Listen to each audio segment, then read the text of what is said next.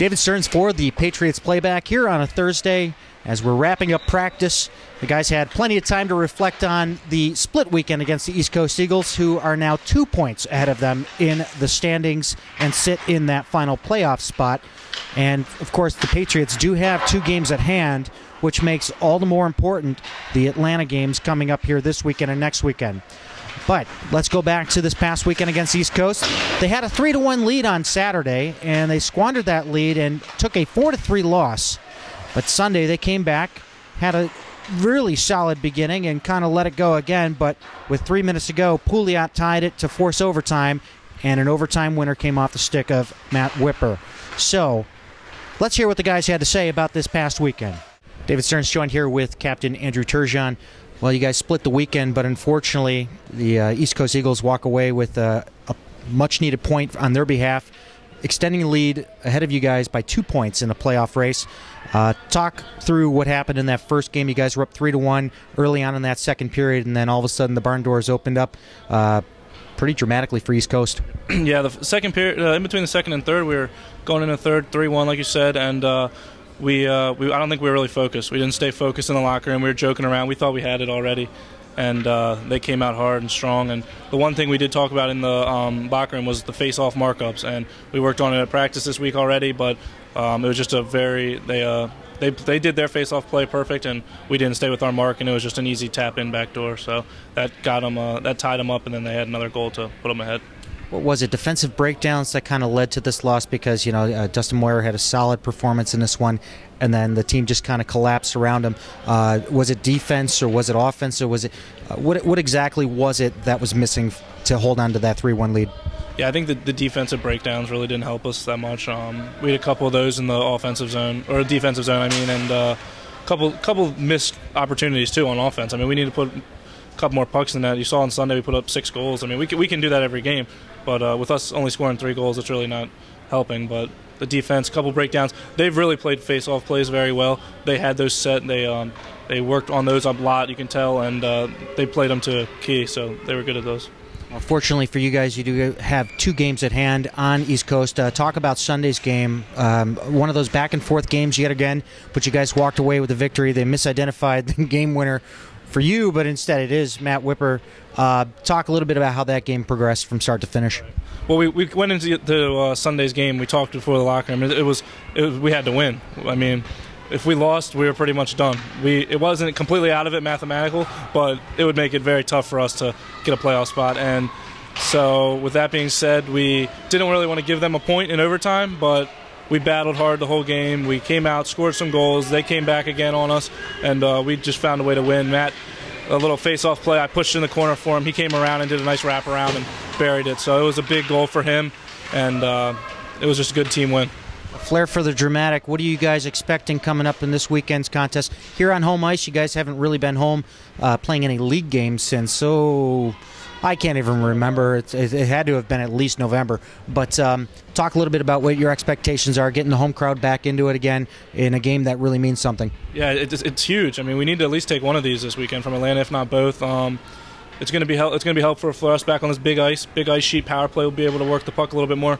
All the places we've been playing is just the NHL, and it's kind of been killing the power play a little bit. We're used to this big ice practice and have a lot of space, and we'll be ready. I think we're going to give them a good test. Nothing like we were when we went down there. That was tough, and it's going to be good games. Everyone knows what we have to do, and we still won from these guys, and we'll be right back up on East Coast, and we'll be ready to go. You've had 3 practices, 2 already, and the last one tonight. What have you guys been focusing in on so that way you guys can come out successful, at least with 1 win this coming weekend? We just been doing a lot of flow drills, keeping the legs moving a lot. We worked on face-offs a little bit, and just trying to get everything going. Still keep our legs moving. We don't really want to worry too much on the whole fitness thing and skate a lot, but at this time of the year, we gotta like make sure everything is key and right on target. So just work on the little things and keep it all going. Well, good luck this coming weekend, and hopefully you guys come out with at least 1 victory. Thank you. All right, that's Captain Andrew Turgeon. David Stearns here with Garrett Forrest for a third week in a row. You're a real popular goaltender these days. You took home the victory on Sunday against the East Coast Eagles. And talk a little bit about the performance in net there you had. You saw 41 shots, and what happened out there on the ice? Basically, we actually started off real good. We scored like 2 goals in the first 10 minutes of the game or something like that. And we were up about 3-1. And coming into the second, we took like 5 penalties. So from there, they just had we had a defensive breakdown. So they scored, and it made it 3-3. Throughout the game, it was actually pretty even. So we held with East Coast, and earlier they beat Hampton. So then by the end of the game, it was 5-5 tied, and Whipper put it in the net in overtime. So that's basically the recap of the game. So pretty intense race right now for that playoff spot. You guys are 2 points back now of East Coast since they got the overtime point. But what do you guys need to do to take home some victories this weekend coming up against the #1 team, Atlanta? Yeah, I think, RJ already told us we need like 1 win against Atlanta, 1 against Hampton, and we have to sweep East Coast. So it shouldn't be that hard. I mean, our team has played Atlanta the 2-goal games twice, or 1-goal game. So, yeah, we'll see how it goes. You're counting on East Coast losing out then with that formula, but if you guys take away 1 win this weekend, what is it that you guys have to do better as opposed to the previous weekend that could ensure that you guys get a victory against Atlanta? To ensure our victories, we need to definitely lower penalties. And when we play a penalty, we don't need to do boxes. We need to do man-to-man like we've been doing, and keep pressuring the team. So, yeah. Well, listen, good luck this coming weekend, and hopefully you guys do walk out with at least 1 victory. Okay, thanks. All right, that's Garrett Forrest for the Potomac Patriots. David Stearns joined here with Cameron Smith. Cameron, you got moved to center this past weekend. You were held pointless, though, in that first game, but you assisted on 2 crucial goals in that win on Sunday. Talk a little bit about the transition to center. Since the beginning of the year, I wanted to eventually play a bigger role in the D zone. I felt that I always used to play center, and I thought that eventually I'd be able to do it as soon as I got used to playing at this new level of speed and pressure. So this weekend I was able to do that, and I would like to keep getting better at it. Talk about the line mates you had out there with you while you were playing the center role. Pick always is physical. Sterling has been playing great lately, and he's great with the puck, and sees the open guy, and they're both great line mates. Talk about the goal that you set up there for Turgeon in the second game, and also the game-tying goal to force overtime for Pouliot. On Turgeon's goal, we were on the power play, behind the net, and there was a big scrum behind the net. Turgeon, I think, just came off the bench from the other unit. My unit was out first, and then Turgeon's unit came out. And he went directly to the front of the net, as he would. I mean, he's got great vision. He knows where the puck's going to be. So the goalie had to stick out, and I just moved to the side of the net, threw it out in front, and he was right there for the easy goal. Now talk about this coming weekend against Atlanta. Is Coach Ziegler going to keep you at center? And if so, what are you looking to do to kind of improve upon your experience this past weekend? Well, what I'd like to get better at is, of course, I want to get used to taking these draws against guys at this level, so I'll be looking to get better at that, and also just getting better at my D-zone coverage. What's your face-off style? Are you a guy that likes to get really down low, or are you kind of like a stand-up, charge through the face-off kind of guy? No, I'm a guy who likes to get low and win draws quickly, and I want to get better at those other ways of winning draws. So. As a team, what do you guys got to do to beat the #1 team in the EJHL South? Well, they're the only team we haven't beat yet, I think. And they got some amazing skill on offense. I think that we just need to make sure we watch the body and keep it to our systems and shut them down. All right, thanks, Cameron Smith, and good luck. Thank you. That's Cameron Smith for the Potomac Patriots. All right, David Stearns joined here with Kevin McDonald. Talk about this past weekend. You guys split the weekend, and you had a 4-3 loss on Saturday, which was a tough one since you guys were up 3-1 in that contest, and then you guys took a 6-5 overtime victory on Sunday, and you were a crucial part of that, according to the coaching staff. So talk a little bit about this past weekend. On Saturday, we came out hard, got the lead pretty early. Then we stopped playing. We didn't play a full 60 minutes, and we've seen that a lot this year. Gave up a lead and lost it at the end of the game by 1 goal. So we came out the next day on Sunday pretty hard. think we scored on our first shot, actually. Tamor scored, and it was kind of back and forth that game, and then at the very end, they went up, and then with about a minute or two left, we were on the power play, and Pouliot was able to put away his first one, tied up, and we went to overtime and won. What was it that happened in that Sunday's game, though, that kind of gave East Coast a chance there to get a point from you guys? I mean, you guys were behind by a point and then kind of widened up a little bit there, and if you guys would have taken the 2 points, it would have still been a point. What happened there? What breakdowns took place in that game? I'd say penalties and face-offs. They have face-off plays that we weren't really ready for, and it really hurt us on Saturday. They had a couple goals. They had 2 goals on Saturday from just face-off plays that we weren't able to figure out what they were doing, and they were just able to get a couple goals off that. But yeah, face-offs and penalties killed us on both days, kind of. Would have been able to take both wins if we were able to fix those things. But well, you guys are sitting at 19% of the power play and about 74% on the penalty kill. Is special teams something that you guys really need to work on here going up against Atlanta? And are you guys going to be counting on special teams, or is it 5-on-5 play that you guys got to lock down? Yeah, right now our power play is not doing so hot. Especially last weekend, it was not good. Couldn't even get out of our zone. But I think it'll be a pretty big part of it, especially playing here. The refs are always, they're kind of shaky, so probably be a pretty huge part. Our PK seems to do pretty well most of the time, so we can do well on PK and get a couple goals on the power play. We should be able to get some wins this weekend. Well, stay off the PK. Who didn't get a roughing penalty this past weekend? It seemed like everyone got roughing or slashing. Did it get physical out there? It did a little bit, yeah. Got kind of chippy. I mean, it's a pretty good rivalry now because we're both right behind each other in the standings, going back and forth, so it's going to come down to those last 2 games probably against East Coast, so we'd probably like to see how those go. So, what are you guys working on this week in practice, and what are you guys looking to lock down to make sure you guys at least walk out with 2 points this coming weekend? We've been actually working on face-offs, actually, for a change. We just started working on face-offs this week, so hopefully that'll help a bit, and just keep working on D-zone coverage and power play and penalty kill. Whipper is rumored to be out of the lineup for an unforeseeable amount of time in the future here. What does that do to your team's offense? That's not good, actually. He's a big part of our offense. He's a great guy, works hard all the time, every shift. It's going to be a huge loss for us, but we're going to have guys step up and take his spot, so we'll see how it goes. Well, good luck on the back end there on the blue line, and hopefully you can pop a few through traffic, because it's been a while since we've seen one make its way through. Yeah. Thank you. All right, that's Kevin McDonald for the Potomac Patriots. Now that we got some player perspective, let's hear from Associate Head Coach Rick Hildreth. David Stearns here with Associate Head Coach Rick Hildreth. Coach, this past weekend, you guys saw a 3-1 lead disappear into a 4-3 loss on Saturday, and then some back-and-forth action leading to a 3-point game on Sunday with an overtime win. Talk a little bit about Saturday and what happened precisely on the breakdowns that led to that loss.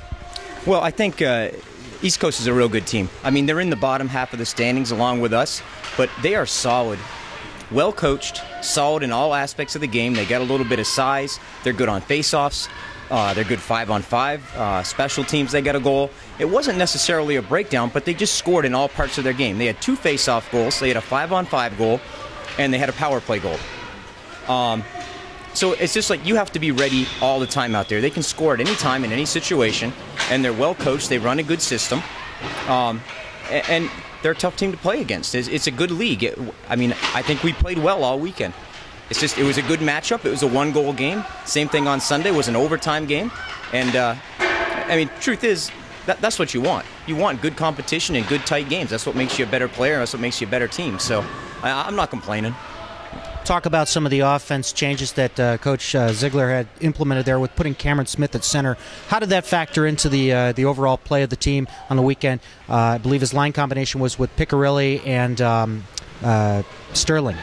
Yeah, we're just giving it a shot. He's pretty quick, and he's good with the puck. Once he gets it on his stick, he can get to open space and move with it. And if he can do that and help to get the puck out of our end, and still maintain his defensive zone coverage, even though he hasn't got the most size because he's young. He's only a 97. But if he can show that he can do that, we'd like to keep him there if we can. Face-offs, of course, another aspect. He's going to have to see if he can win some face-offs, and he hasn't played center all year, so he's got to get back into it. We're going to go with it again this weekend against Atlanta and give him another shot.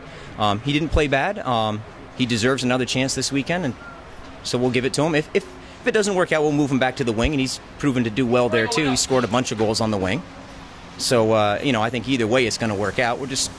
We have to try experiment with our lineup a little bit because we're missing a couple kids now with injuries. So if he can play center and wing, it just gives us more options. Talk a little bit about the play of the goaltending this past weekend. Of course, Forrest walked away with the win on Sunday, and then Moyer was handed the loss on Saturday. Talk a little bit about how both of those tenders played. Garrett played on Sunday, played well. He's had a couple good games in a row now. He's going to go on Saturday against Atlanta. That'll obviously be Atlanta's the first place team, tough competition. So that'll be a good matchup for him. It'd be nice to see him kind of get on a roll here going down the stretch. We kind of need one of the goalies to step up and get hot.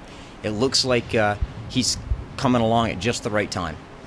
So we all got our fingers crossed that he can do that. Dustin's been fairly consistent all year, so he can go in there and he could get hot. He played well down the stretch last year. Dustin won a lot of big games in February last year. So, he's a goalie that comes along late in the season too. And Yutzler, he's a 93, so he's the oldest of the goalies. 92, I think he's a 92. He's actually 92. So, he has experience. So, with all three goalies, we just need one of them to get hot, and I think that's going to happen. Now, one of the things that was brought up with the players, a concern from a couple of the guys saying that playing so many games in a long stretch here on an NHL-sized rink and practicing on an Olympic rink, it seems to them that it makes a difference out there. What are your thoughts on that? I think absolutely it makes a difference. Having this Olympic-sized ice, I think if we have the right team to take advantage of it, I think we could. I don't know that this team we have this year is necessarily a team that can take advantage of the Olympic-sized ice. I think we're actually better on NHL ice. So we'll see this weekend against Atlanta. Atlanta's a pretty big, fast, strong team, but maybe with the open ice and a little bit more space, they won't be able to use their size to their advantage. I know when we went down to Atlanta, their rink is tiny. I mean, it is small. The whole building's small, the ice is small, and they were big and strong and fast, and we had a tough time in their building. So maybe the Olympic-sized ice will work out for us in this particular situation. But overall, I think we're a better team on NHL ice. So.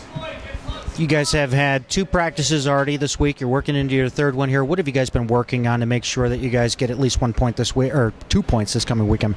Well, kind of like what I was saying about East Coast, they're good in all aspects of the game. So we're pretty good. We're a solid team 5-on-5. We're going to work on some face-offs tonight. It'd be nice to be able to get a goal off a face-off once in a while. That always helps. And of course, special teams will work on our power play and penalty kill again. Those are okay. Our power play's at about 19% right now, which is average. Nothing wrong with it. But we got to keep working on that. If our power play gets hot and we get some good goaltending, and we're already a pretty solid team 5-on-5, and we can throw in a face-off goal here or there, we could be just as good as anybody here going down the stretch. Any concerning roster problems right now? Any subtractions going into this weekend that may have you guys a little worried? Yeah, well, we're missing Whipper now because he might have mono. We're going to find out in a couple days. He's obviously an impact player, so it's going to hurt missing him. We're going to have to move some guys around if we're going to be missing Whipper for an extended period of time. It looks like we are, but we'll see. Maybe he doesn't have mono. Maybe he's just sick, so we'll let that play out here over the next few days. We're missing Turgeon on Sunday, so some other guys are going to have to step up because Atlanta's a good team, solid program.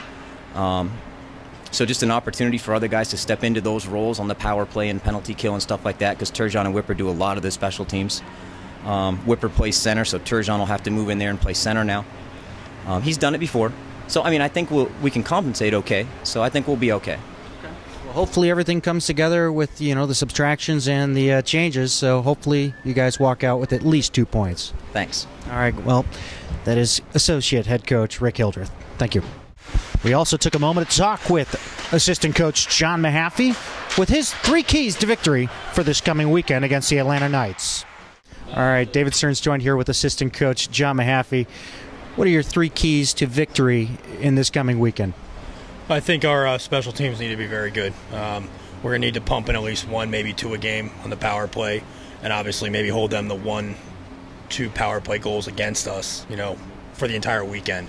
Our PK has come a long way, but it was just average this past weekend. Power play rose to the occasion for us and got that big win on Sunday. Key number 2, what do you got? Always to start when you need a big win, goaltending. Garrett's really come a long way. He's hitting his stride at the right time. It seems like he's heating up. Your best defense was sometimes your goaltender, and I think that's going to be key, especially against a real solid team against Atlanta. And your final key? Well, I guess I'm a little biased here, being a defensive coach, defensive-minded guy. You got a high-powered team like Atlanta. Defense needs to be good. Total team defense in all areas of the ice. You got to keep in mind where that third high forward is for them. They'll disguise him pretty well on the blue line, and make sure you pick him up when he slides in low. All right, well, thank you for your 3 keys to victory this coming weekend. No problem. Thank you. All right, that's assistant coach John Mahaffey. So there you have the 3 keys to victory from assistant coach John Mahaffey. And, of course, this coming weekend, the boys are back in town for the first time in a long time to take on some league foes. They are the Atlanta Knights that will come into this barn, the only team that the Patriots have not beaten this season yet. So hopefully they can at least walk away with 1 victory to kind of help settle the score and get that last playoff spot that is currently occupied by the East Coast Eagles. So, of course, all the games will be seen here on the Cross Ice feed if you can't make it to the rink. So check out crossicefeed.com/ustream for the schedule. This is David Stearns for the Potomac Patriots saying, don't stop believing.